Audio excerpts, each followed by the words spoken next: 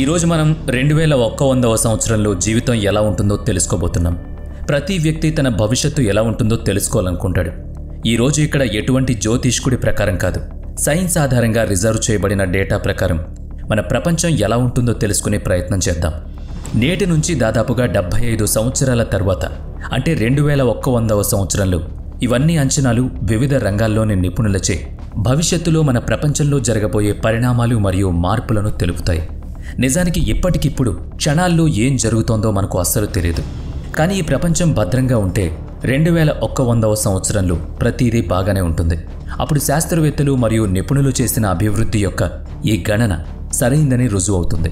కాబట్టి ఇప్పుడు మనం 2100వ సంవత్సరం జాబ్ మార్కెట్తో ప్రారంభిద్దాం. 2100వ సంవత్సరం నాటికి ప్రపంచంలో దాదాపుగా 60% ఉద్యోగాలు పోతాయి. ఎందుకంటే అప్పటికి అనేక రంగాల్లో రోబోట్ రిక్రూట్ చేయబడతాయి. కృత్రిమ మేధస్సు పనిచేయడం ప్రారంభిస్తుంది. ముఖ్యంగా శుభ్రపరచడం, బేబీ సిట్టింగ్, నగదు లావాదేవీలు, బరువు మోయడం వంటి ఉద్యోగాల్లో అవి ఉంటాయి. అప్పటికి రోబోలు తమ విధులను నిర్వహిస్తాయి. 2100 సంవత్సరం నాటికి ప్రపంచ జనాభాలో 70% నుంచి 75% మంది నగరాల్లో నివసిస్తూ ఉంటారు. అలాగే క్యాన్సర్తో మరణించే వారి సంఖ్య మొత్తం ప్రపంచంలో గణనీయంగా తగ్గుతుందని, 80 సంవత్సరాల కంటే తక్కువ వయసు ఉన్నవారు ఎవ్వరూ ఉండరని అంచనా వేస్తున్నారు. అప్పటికి ప్రపంచ శాస్త్రవేత్తలు క్యాన్సర్ వంటి వ్యాధిని దాదాపుగా నిర్మూలిస్తారు. దాని యొక్క అనేక టీకాలు కూడా వచ్చుంటాయి. ఒకవైపు 2100 సంవత్సరం నాటికి మయోపియా వంటి వ్యాధులు పెరుగుతాయి.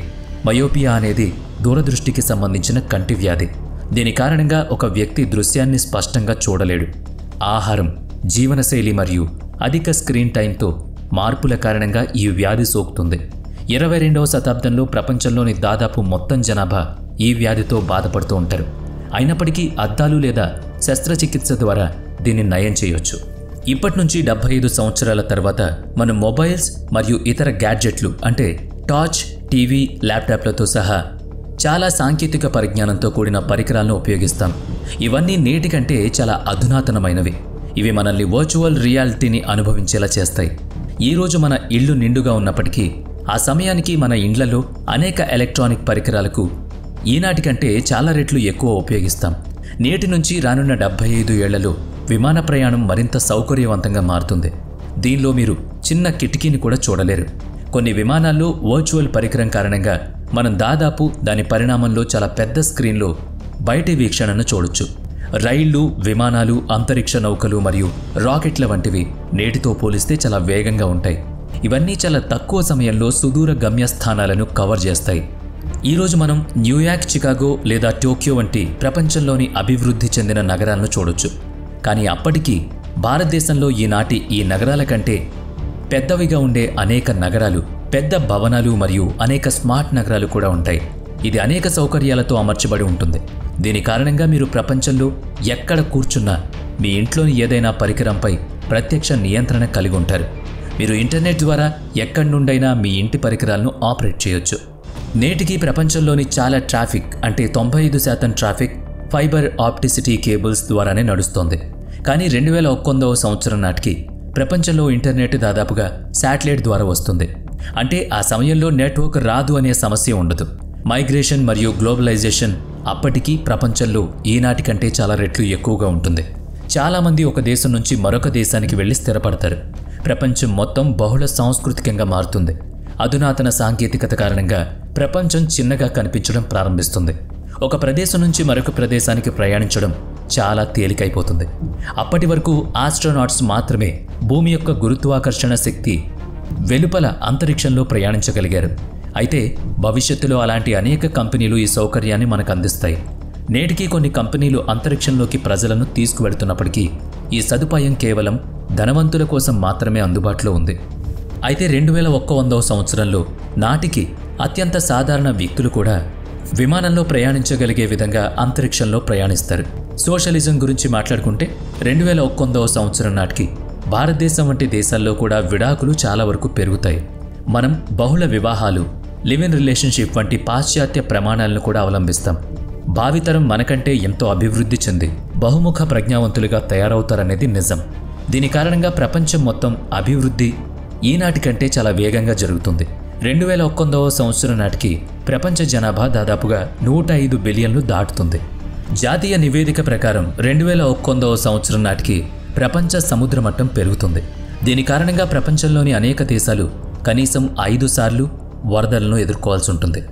ఆసక్తికరమైన విషయం ఏంటంటే 2100వ సంవత్సరం నాటికి 3D ప్రింటింగ్ యొక్క సాంకేతికత చాలా అభివృద్ధి చెందుతుంది. చాలా తక్కువ సమయంలో మొత్తం ఇళ్లను 3D ప్రింటింగ్ ద్వారా తయారు చేస్తారు. ఇది చాలా తక్కువ సమయంలో ఆకృతిని ఇవ్వడం ద్వారా ఏదైనా తయారు చేయగల సాంకేతికత. ఈ రోజుల్లో సైకిళ్లు, బొమ్మలు, విమానాల్లోని కొన్ని చిన్న భాగాలు, కొన్ని కృత్రిమ మానవ అవయవాలు, ఇలా ఎన్నో వస్తువులు 3D ప్రింటింగ్ ద్వారా తయారవుతున్నాయి. రవాణా మరియు సాంకేతికత 2100వ సంవత్సరం నాటికి ప్రపంచం మొత్తం ట్రాఫిక్ ఆటోమేషన్పై ఆధారపడి ఉండడం సహజం. ఇప్పుడు మనం భాష గురించి మాట్లాడుకుంటే 2100వ సంవత్సరం నాటికి ప్రపంచంలోని అనేక భాషలు మారబోతున్నాయి. భాష అనేది ఒక మాధ్యమం. దీని ద్వారా ఒక వ్యక్తి తన పదాలను అల్లడం ద్వారా భాషలో తనను తాను వ్యక్తపరచగలుగుతాడు. అప్పటి వరకు మానవాళి అభివృద్ధిలో భాష యొక్క ప్రాముఖ్యత ఉత్తమమైనదిగా పరిగణించబడింది. కానీ భాష ఎప్పుడూ అలాగే ఉండదు. అది పదే పదే దాని రూపాన్ని మార్చుకుంటుంది. ఈరోజు మనం మాట్లాడే భాష ప్రాచీన కాలంలో మాట్లాడలేదు.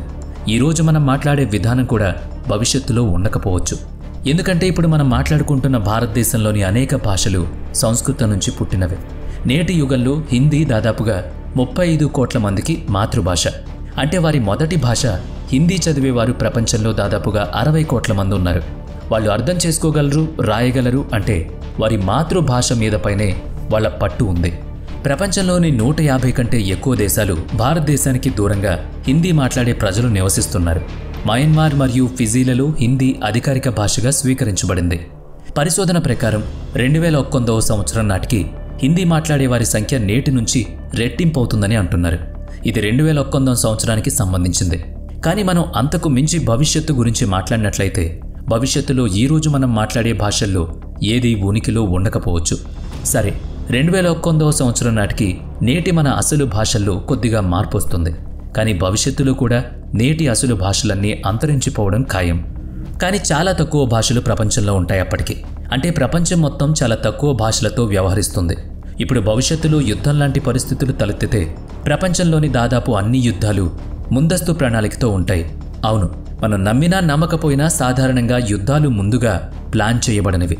ప్రపంచంలోని అనేక అభివృద్ధి చెందిన దేశాల్లోని శక్తివంతమైన వ్యక్తులు యుద్ధానికి కొంత సమయం ముందు తమను తాము సురక్షితంగా ఉంచుకుంటారు. ప్రపంచంలోని ఈ కొద్దిమంది వ్యక్తులు మాత్రమే మానవత్వాన్ని సజీవంగా ఉంచగలుగుతున్నారు. వీడియో నచ్చితే లైక్ చేయండి, షేర్ చేయండి. ఇప్పటి వరకు మన ఛానల్ని సబ్స్క్రైబ్ చేసుకున్నట్లయితే ఇప్పుడే సబ్స్క్రైబ్ చేసుకుని పక్కనే ఉన్న బెల్ ఐకాన్పై క్లిక్ చేయండి. నెక్స్ట్ వీడియోలో మళ్ళీ కలుద్దాం. Thanks for watching.